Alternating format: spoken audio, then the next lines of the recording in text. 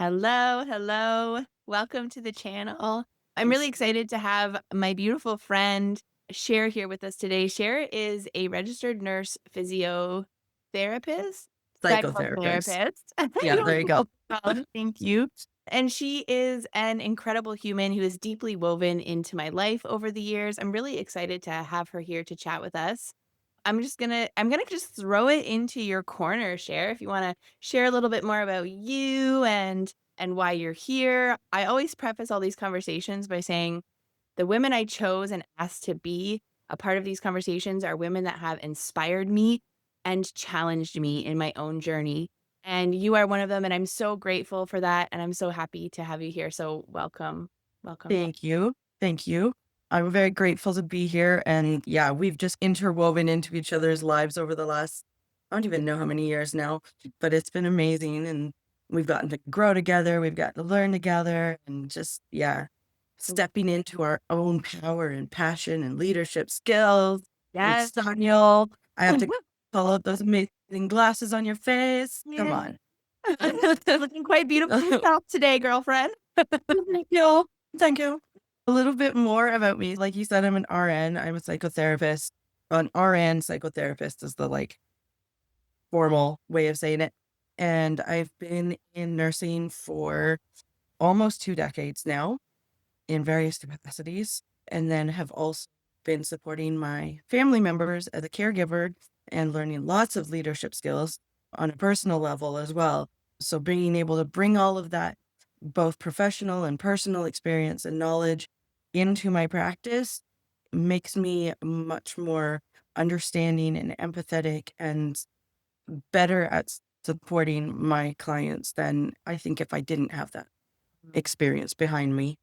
Absolutely, and that actually touches on a great point, which is we don't get to where we are by just, like, skipping there. We don't get to Yeah, where we no. are by just floating through and showing up.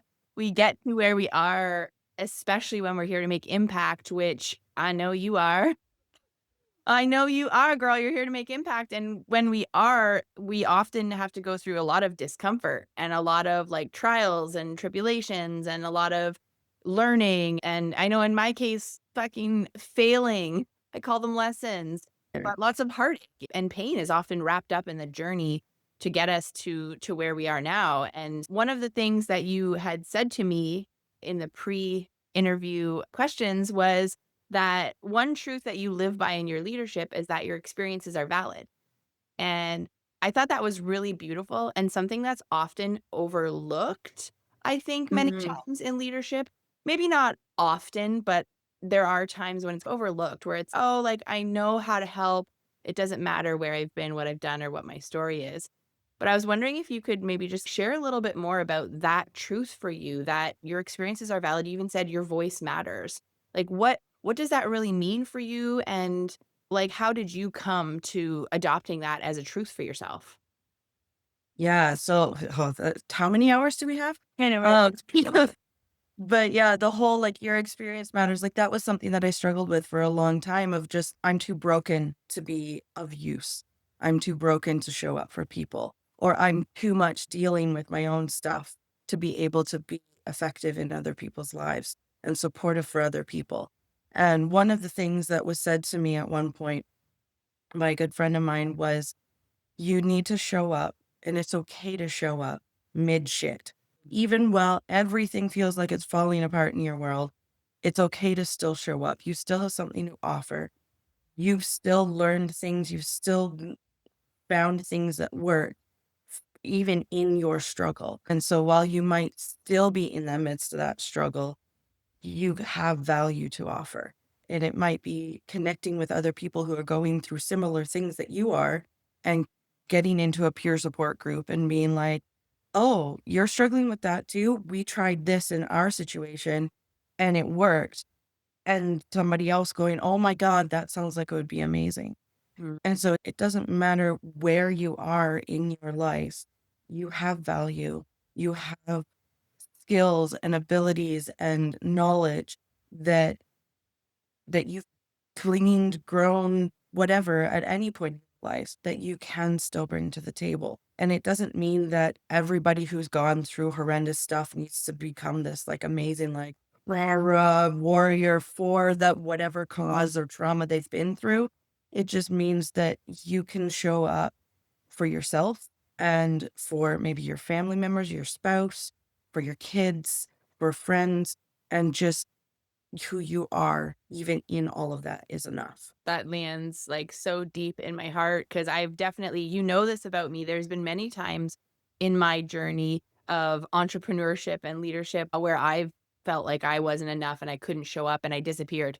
That's like I'm a Yeah. chronic disappearer, and that's something that I've really been working on over the last year to trust in myself to show up even when I'm struggling. That does not define who I am and my value. And so I really appreciate that. I love that's a real truth for you and a real part of what you do.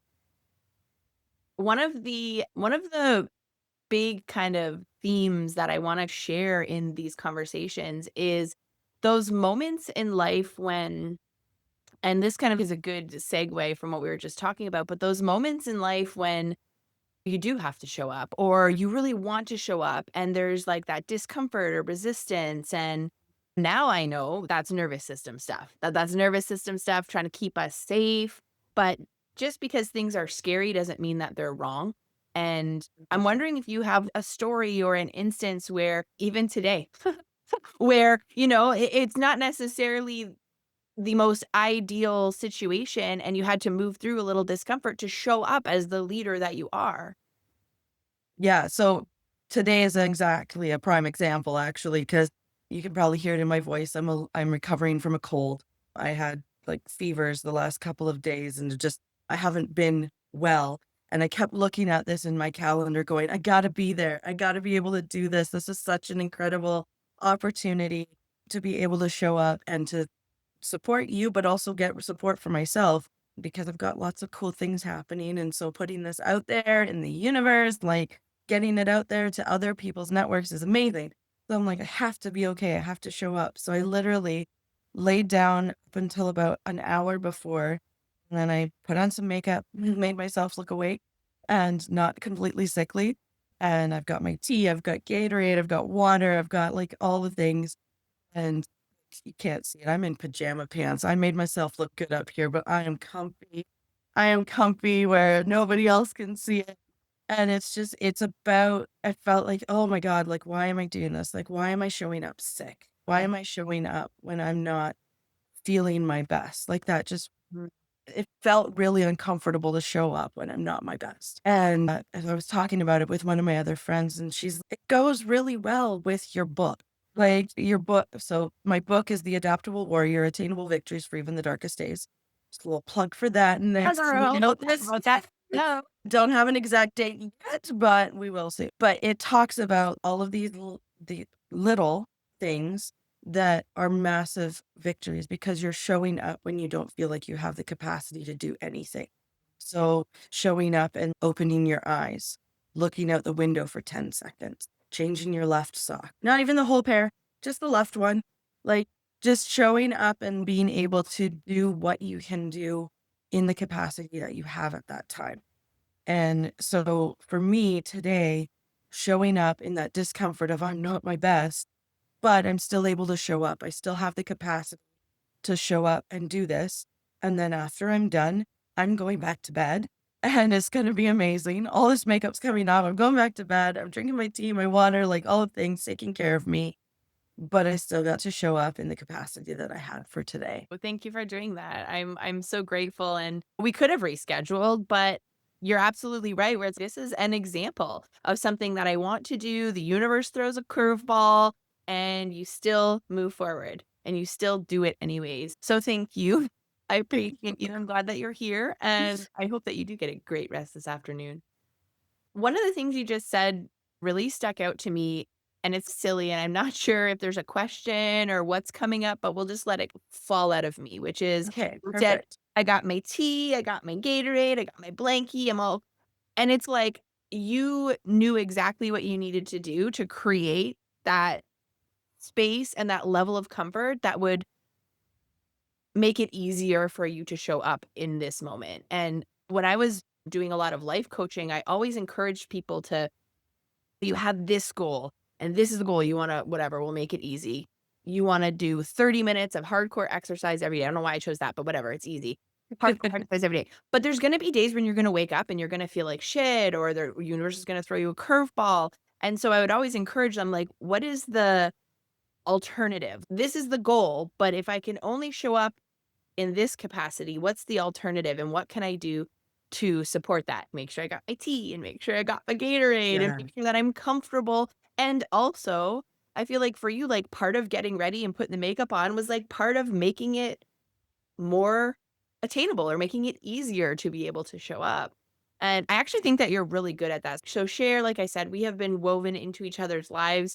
We've known each other for, it's got to be getting close to a decade. My youngest is 10. He was just a baby when we met. So It's very close to that for sure.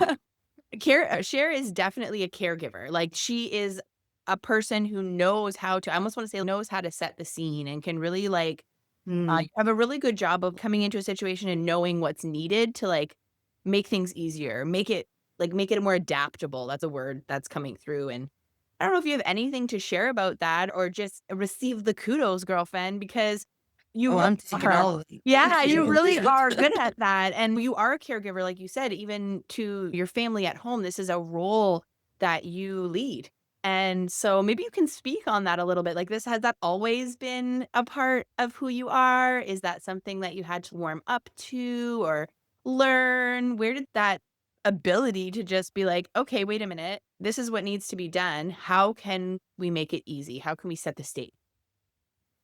That's an interesting question because I feel like it's always been a part of me. I've honed it and gotten used to it or recognized it, I guess is a better word, over the years, especially over the last like probably 5 to 10 years. I've recognized it more and more. But it's just something that seems to have always come naturally, kind of an intuition thing where it's just, I know this is what needs to be done. I used to get frustrated a lot with people actually because I'd be like, oh, we need to do it this way. And they'd be like, oh, no, we're going to try 5 other ways. And then eventually they'd suddenly have this brilliant idea and it's okay, cool. But yeah, so like it's always been a part of me. But then going into nursing, that is one of my biggest assets is being able to read somebody, read a room, read particular person. So when I'm working with my patients, I worked in community nursing and I worked in the operating room before starting my practice as a psychotherapist. So I've spent a lot of my career working one on one with people. And it was really effective to be able to read how that person was doing. Basically, the second I opened the door or opened the curtain and saw them, I'd say hi, and how they responded, I knew exactly what they were feeling. So whether that's a learned skill or an intuitive skill or a little bit of both, I'm not entirely sure, but it made me capable of creating that safe space for people. Makes me, not even past tense. It still is a thing that I do where I create that safe space for people wherever they're at in that moment. Helping them to And adapt to the situation, like, this is yes, what I yeah, that's what I exactly. see in you. One of the and this is coming from, I'll tell you, like, just a quick story, everyone. Cher actually helped our family move up here to Manitoulin Island. She was one of the people that dropped her life, and we don't need to get into it, but it was quite a time in her life to set everything aside and be here with us, and I'm sure that there was moments where she was pushed and pulled, like I said, because there was other things going on, but she did show up for us, and she really did provide that, like, alternative routes. Okay, so that's what needs to be done.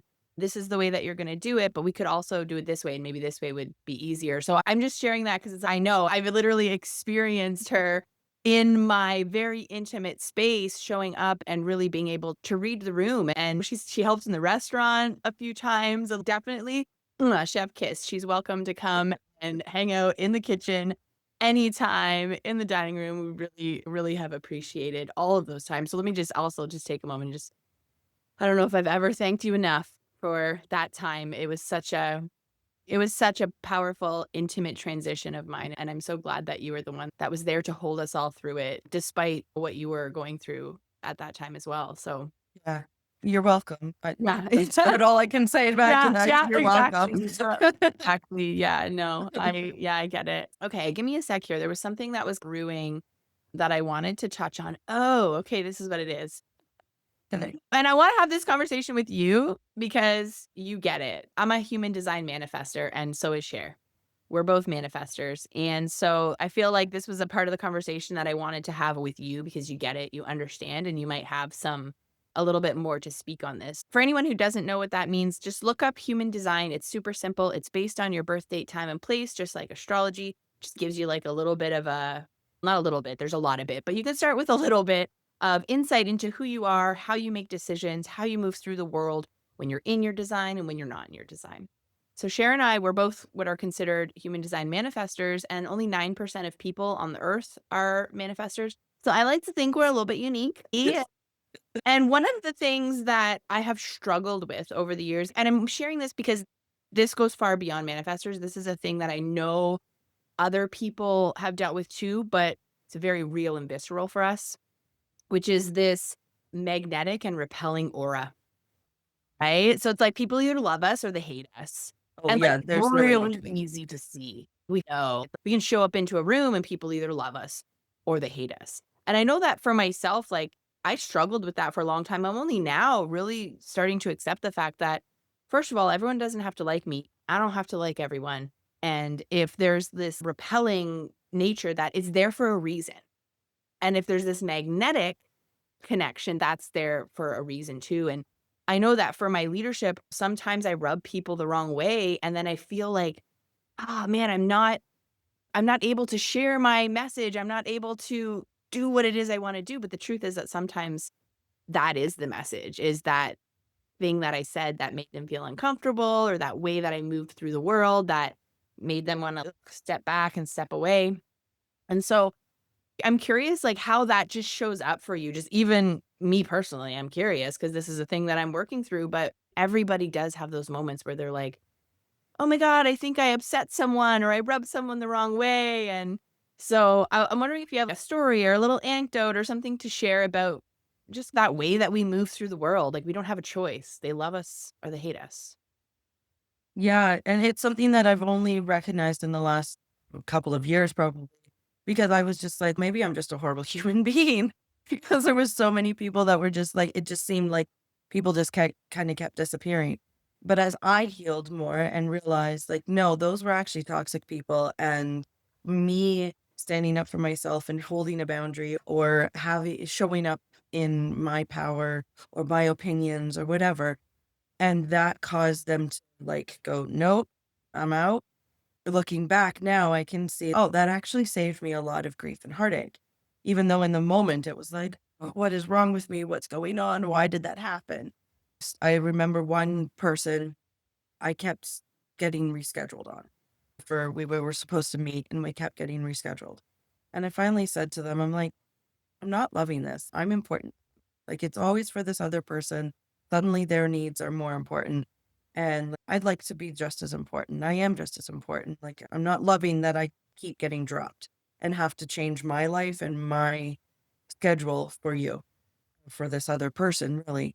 Mhm, And that person decided that we no longer could have a relationship, that mhm, I wasn't understanding them and that what the other person needed. And like, felt like they showed up for me all the time and I should be just okay with this. I was like, no, I'm not okay with it. And in that moment, it really hurt. But mhm. at the same time, now looking back, I go, no, that was me standing up for myself and putting a boundary in place and saying, this is what I deserve. Yeah. And that person decided they couldn't respect that and they removed themselves from my life. So I think a lot of times people who are repelled by us, it's either a mirror holding up and showing where they're needing to heal and grow and they're not ready to see that yet. They are in a place where they're not able to respect our boundaries. Mhm. That seems to be the 2 that I've come up against, and Yes. so when they remove themselves from our life, it's actually opening up space for other people who are going to be able to see the value in what we bring and Mhm, be supported by that value to come in, because mhm. otherwise they're taking up energy and space, and Absolutely. that just drains.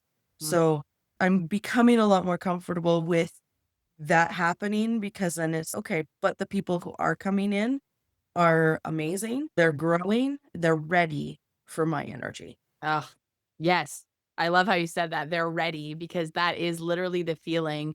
I think once you get past some of the conditioning, because 'cause we've been misunderstood our whole lives and people have cast us aside. So once you get through that and you really see that it's like, that person is just not ready for what it is I have to offer, and I'm not gonna dim my light. I'm not gonna wiggle my boundary in order to fit where they're, and that's a huge lesson, and that goes for everyone, like HD manifestor or not. Especially that boundary piece. I would love to talk about the boundary piece because boundaries are so important. It's this like space between where we end and everything else begins. And a lot of times people get boundaries cockeyed, and I often Mm. see people like make boundaries the responsibility of another person, whereas like they're really there. It is our responsibility to have the boundary, hold the boundary, and also shift the boundary if it's no longer serving us. And so, in terms of showing up in your life as a leader, as a caregiver for your family, as an author of a book, which we'll chat about right after this, because I want to hear I'm so excited about this month. I am certain that there have been boundaries that you've had to put in place to be able to do that. Another thing about HD manifestors is we need rest, y'all. So, like, we Mhm. get the creative urge, we can create, initiate, do all things, but we also need rest, which takes, we all need rest. But, anyways, all that manifestor stuff aside, boundaries are so important to be able to show up and to lead, to write the book, to be the caregiver for your family, to be the friend, to meet your clients and your patients where they're at. And so I would love to, and I know that I'm just going to come out and say it. She is the sparkle queen, but she's also the boundary queen. This is a woman that knows her boundaries, knows how to express them. And it's something that I have admired in her. It's something that has challenged me along the years, but never in a way that I couldn't look back and think, "Oh my god, wow, what a beautiful expression of boundaries and asking for what it is that you need and want." And that is Making me so tear up.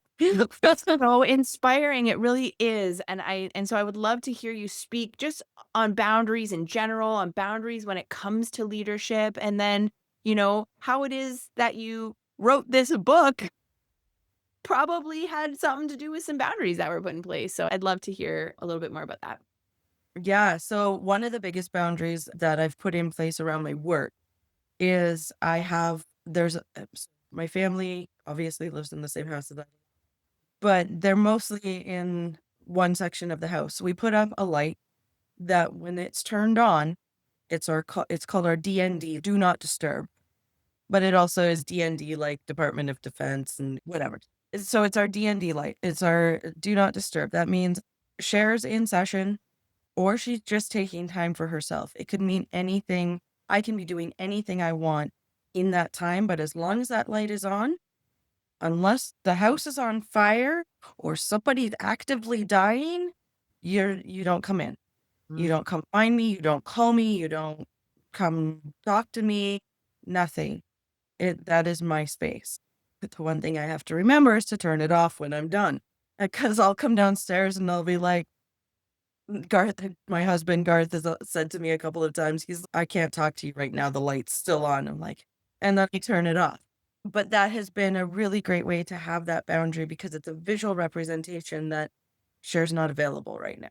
And I have the do not disturb on my phone. So anytime I'm in a client session, my phone gets put into the do not disturb setting so that there's no calls, there's no text, there's no notifications coming through.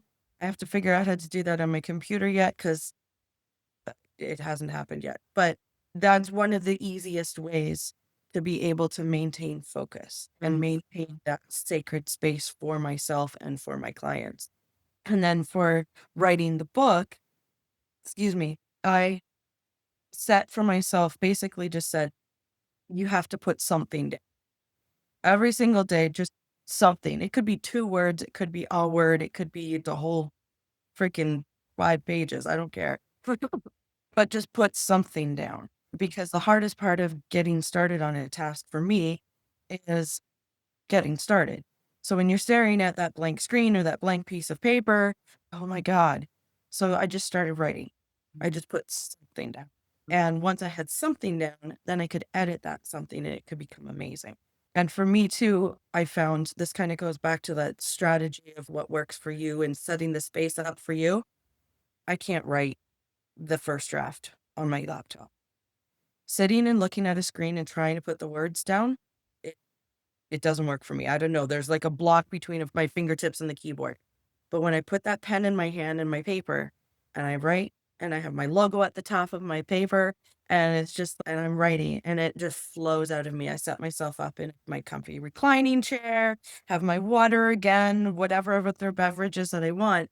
And so I guess that's a boundary that I set for myself is this is how my space and my bubble is going to be so that I can have that headspace to focus on my writing or on whatever task it is that I'm needing to do.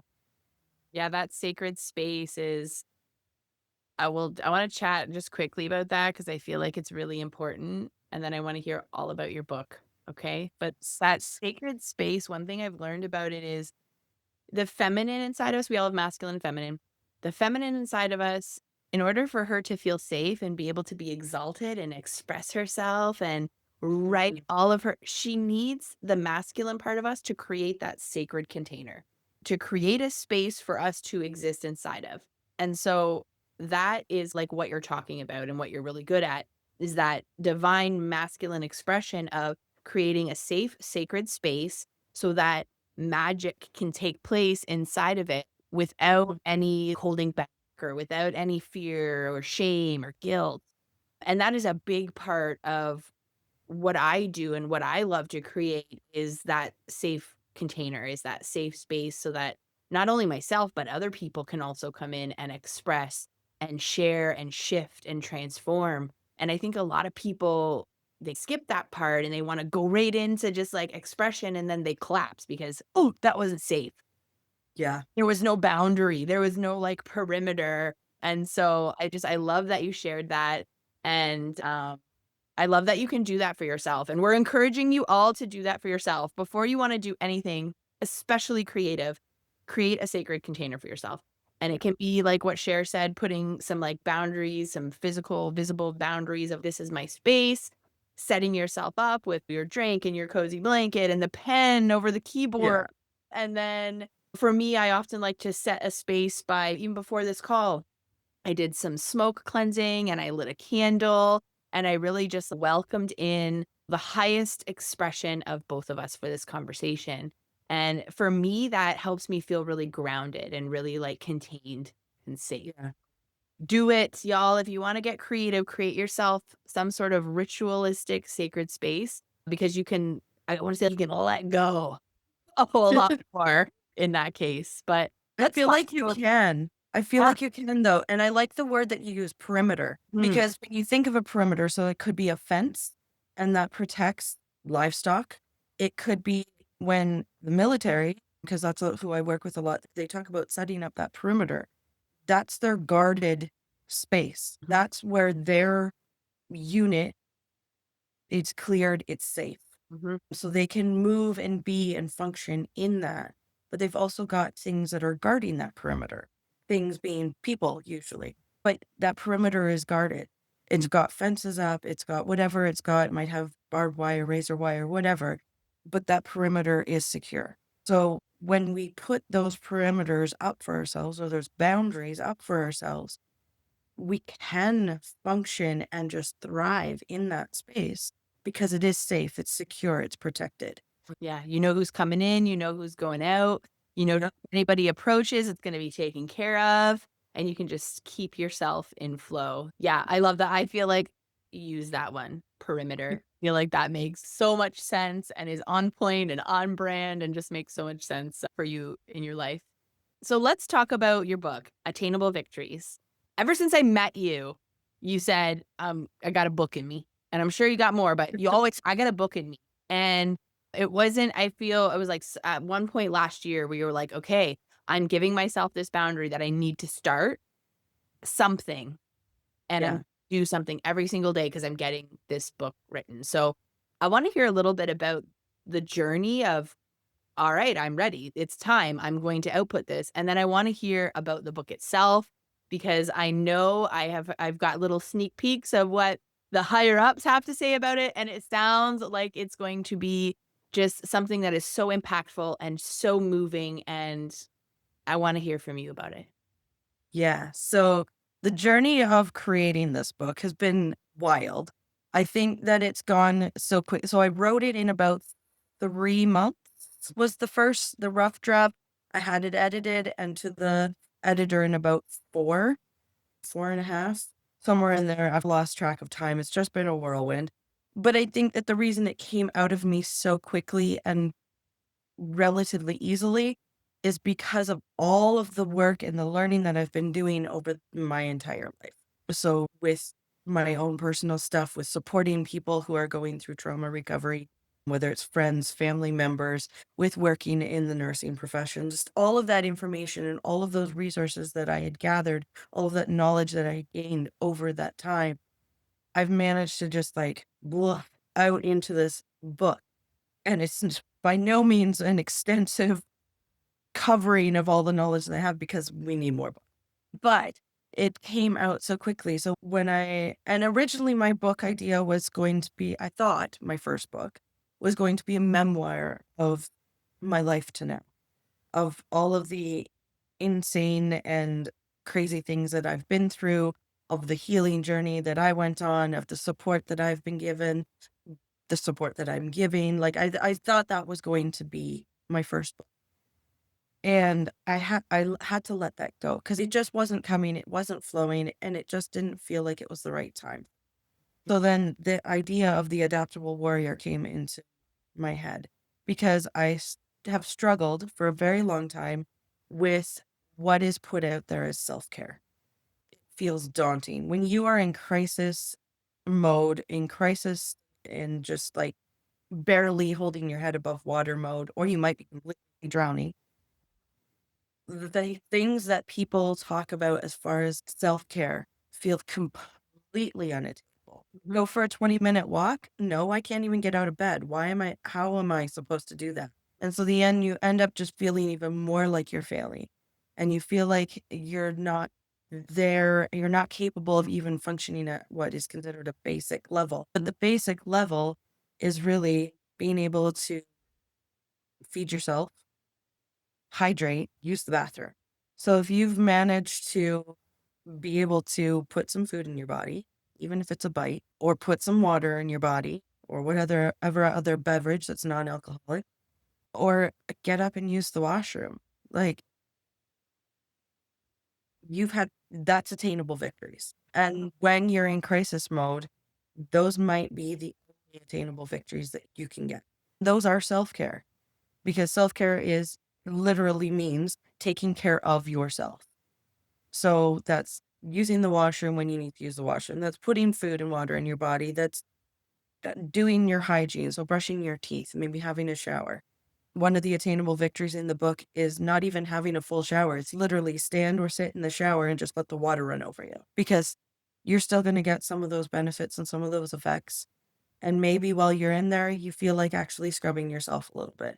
Maybe you don't, but it doesn't matter because you managed to put some water over you and that'll have rinsed off some of the months of stank or however long it's been. So writing the book just, it felt like a breath that I could take finally of being like, this is what I wanted somebody to be able to tell me. This is what I wanted people to recognize and what I fought for people to recognize. Because then they'd say, oh, you need to go do 20-minute walks every day. And I'd be like, but I went out and weeded in my garden for 10 minutes. And they'd be like, no, but you need a 20-minute walk. No, I don't. Oh, I yeah. weeded in my garden for 10 minutes. Like, I got outside my house and I pulled weeds in my garden. That's huge. So I wanted to write this book for people who are in that place where it just feels like everything is too much. Mhm. But to be able to recognize that, no, you're still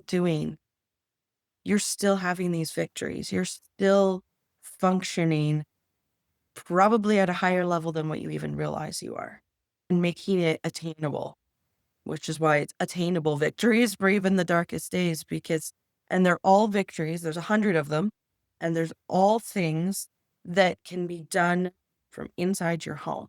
So Mhm. inside that perimeter safe space, Mhm. you don't have to leave your house. Most of them can probably be done from your bed. So it creates that ability to start to see, oh, there's hope.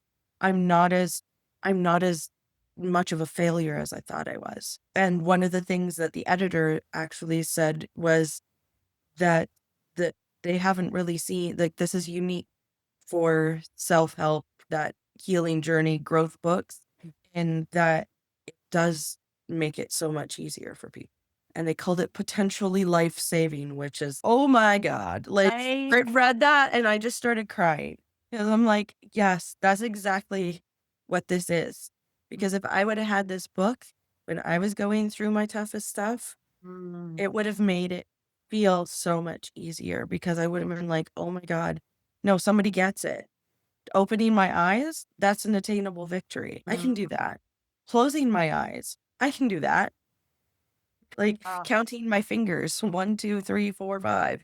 Like, I have one in there that's like count, and I try and add humor into the book. I mm. didn't try, I did add humor into You the book. are humorous. Possible not. I'm freaking hilarious. Come on. But one of them is count your fingers and or toes and or stumps. And I'm like, we're including them all. We're including everybody here. You're not getting out of it. Even if this part of you is gone, you still got a stump there. You can count it. So it's just, yeah, it's bringing that humor in and bringing in easy things that Yeah. aren't easy when you're in that space. I'm so glad that you have written this book. I can say that I've had those moments and those times where I forgot to celebrate the fact that I actually ate that day, even though I was so deep into the darkness. And those little things do count for so much when we recognize them. And it sounds to me like this book is really inviting people to just recognize, even in the darkest days, that there are little victories along the way and that celebrating them or even just noticing them Yeah. really goes a long way. And I'm so grateful that you've written this book. Cher is coming from not only a place of having, she talked about all of her knowledge and experience. This woman has incredible life experience. This is a woman who has lived what it is that she's sharing in her book. And I know that it's coming from a place of so much love. And I'm grateful that you wrote it. When I read what the editor had shared with you about being potentially life-saving, I was brought to tears because ever since I've known Cher, I know that it's been a core pillar of hers to help people who are in those darkest moments recognize that there's something to live for, that there's always something. And so I'm so glad that you got that beautiful feedback. I cannot wait for it to hit. By the time this episode airs, guys, I'll probably have a link of some kind, whether it's to purchase the book directly or connect with Cher. It'll depend on the timeline of everything. I'm And we do glad. have, I haven't sent this to you yet, I don't think. We have a wait list link. Okay, perfect. I will send that to you to make sure that you have that. So that will, you'll have at least that by the time this episode airs. There might be something else that it might be ready for pre-sale, or I don't know, but at least you'll have the wait list link to Yeah, get. we'll make sure that you can get connected so that you can have access to this incredible book. I can't wait for mine. And I know that Cher is this is just the beginning of the impact. This woman's been making impact her whole life, but this is just the beginning. That's why her memoir didn't come through because there's still more to add to it. So I'm looking forward to that too. And Cher, before we wrap up this call and close, if there was one thing that you could share with our viewers, knowing that these are women who are stepping into different versions of themselves, whether that is to write a book or to quit a job or to start a business or to whatever, knowing that these are women who are looking to become a different version of themselves, what's one piece of just advice or a little tidbit that you would want to leave with them? So we've touched on it actually a little bit through, because yeah, it was funny. I was thinking about it. I'm like, hey, this is like perfectly tied in. But just embrace your specific concoction of strategic techniques Mm, that work for you. So for me, writing with a pen on paper versus typing, that's part of my strategic technique that works for me. But find what works for you, because it won't be the same for everybody. I don't know if I've met anybody who has the exact same concoction, and it will change over time. So be okay with learning how the new version of yourself, what she needs or what he needs, depending who we're talking to here, what they need. Just be okay with checking in. Just pause and go, you know what? this strategic technique isn't working for me anymore. Well, I don't know why. It was amazing before, and now all of a sudden it's not effective anymore. In fact, it might be harming me. So you check in and you go, okay, great. That was what I needed then, but what do I need now? And you revamp your concoction and you change your brew or whatever you want to call it. Find that magic sauce that works for you and then change the recipe as you need to. Oh, oh, I love that. That's a beautiful piece. You heard it here first, guys. Create your own strategic concoction. Feel free to remix your brew anytime, as long as it serves you. That's the purpose of the brew. I love that. I'm totally going to use that. So much. You're welcome. Absolute pleasure to chat with you today. We'll connect you with Cher, of course, in the description below, guys. And thank you for being here. Thank you for having me.